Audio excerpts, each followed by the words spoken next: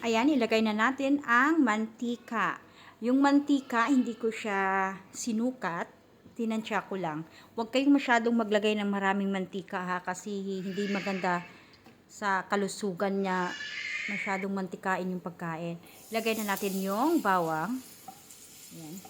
Yung iba, inuuna nila yung sibuyas bago yung bawang. Ako naman, bawang and then sibuyas.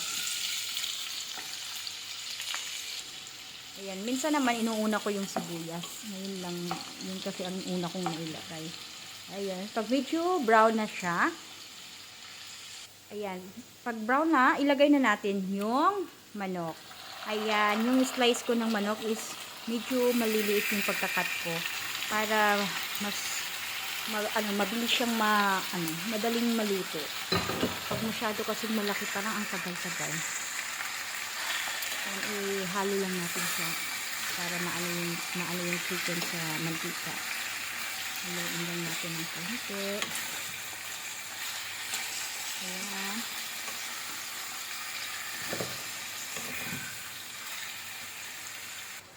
Ayan. Ayan na. Ilagay na natin yung pineapple chunks. Ayan. Yung isang can, yung half lang yung nilagay ko. Ayan, ihalo lang natin siya ng konti. And then, tatakpan natin siya at pakuluin natin siya ng 3 to 5 minutes. Ayan, takpan muna natin. Ayan, kumulo na. Ngayon, ilagay natin ang soy sauce.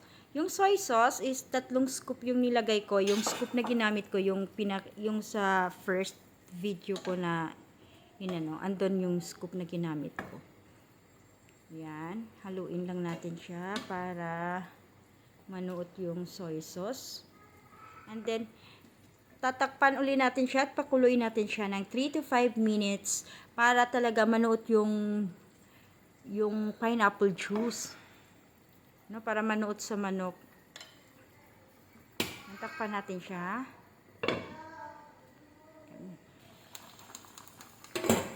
Ayan, kumulo na. Ngayon, ilagay naman natin yung patatas. Ayan. Yung patatas is 1 piece lang yung ginamit ko, medium size. Pwede nyo siyang lagyan ng maraming patatas, lagyan ng carrots. Nasa sa inyo yan kung gusto nyo ng maraming gulay. Ayan. Haluin lang natin siya ng konti. Huwag masyadong yung pagkahalo. Lang. Kunting halo lang para hindi naman madurog yung manok. Ayan. Ngayon, tatakpan naman natin siya. 3 to 5 minutes again. Pakuluin natin siya. At maglagay tayo ng 1 cup of water and naglagay ako ng 1 piece of Maggi chicken cubes. Pampadagdag lasa. Ayan, lang natin siya, haluin lang natin siya para matunaw yung chicken cubes na nilagay natin. Ayan. And then, ilagay natin yung 3 chili. Hindi ko siya kinata kasi baka sobrang anghang. So, tama lang yung ganyan lang siya. And then, naglagay tayo ng cornstarch na 1 scoop. And then, nilagyan natin ng konting tubig. And then, naglagay tayo ng salt and black pepper para pampadagdag lasa.